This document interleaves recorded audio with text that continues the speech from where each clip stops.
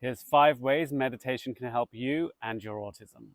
And we're talking real meditation, the authentic stuff deeply rooted in ancestry, not your basic surface level mindfulness. Let's start things simple. Number 1, self-regulation and emotional regulation. One of the first perspectives you'll learn to develop in meditation is how breath gives life to absolutely everything. And when you realize that you're in charge of the pump that keeps everything alive, that fuels life into every thought, feeling, and sensation, you can then choose what thoughts, feelings, and sensations you give life to, giving you sovereignty over what your mind, body, and anything beyond presents to you to experience. So all those meltdowns, all of those states of high stress and anxiety, those panic moments going into busy, high traffic areas, all of them can be significantly reduced and limited because you'll have sovereignty over how you receive the sounds, the senses, the thoughts, the feelings.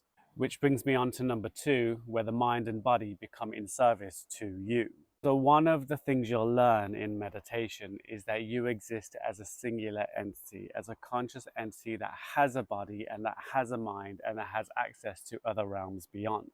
And once you go through the lessons and learn how to identify yourself in meditation, you'll start realizing that your mind, your body, and any other dimension beyond are there to serve you, making you in charge of your experience of reality, allowing you to feel like you belong in this world. No longer will you feel enslaved to your body. No longer will you feel trapped in this world. You will feel as if you're having a conscious experience of life, and as a result will accept whatever life comes your way.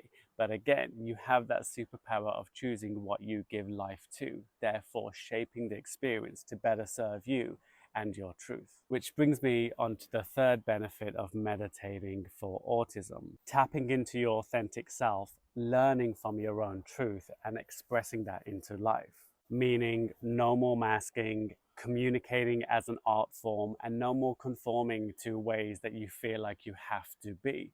You are free to express yourself in this world because it's your life you're living and it's your reality that you're creating and living in. Every neurodivergent person I've come across has this same theme. If they were free to live their life how they choose, they will have a happier, healthier, and more confident experience of it.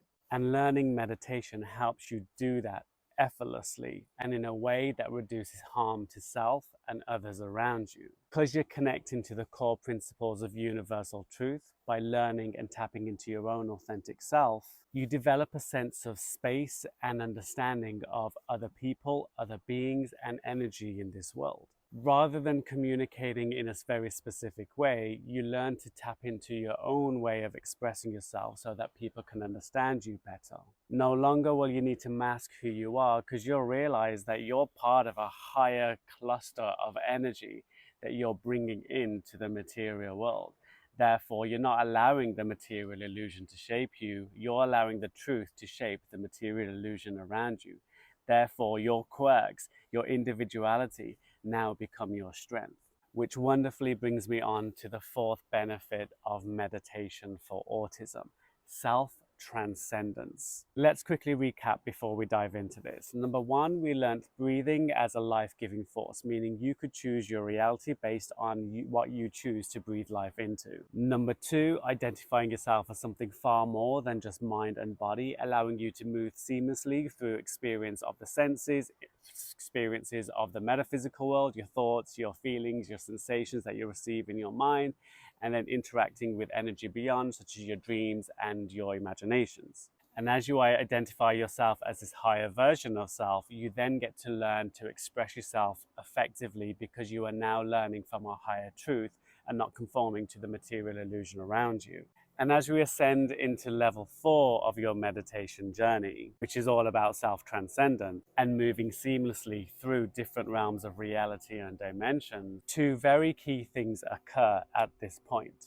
Number 1, anything that happens in life, anything that's occurring in body or with body, no longer bothers you. You live a fearless experience of life because you've learned how to take consciousness beyond the experience of this trap of the material world. You can choose to transcend into higher dimensions by choice and at will.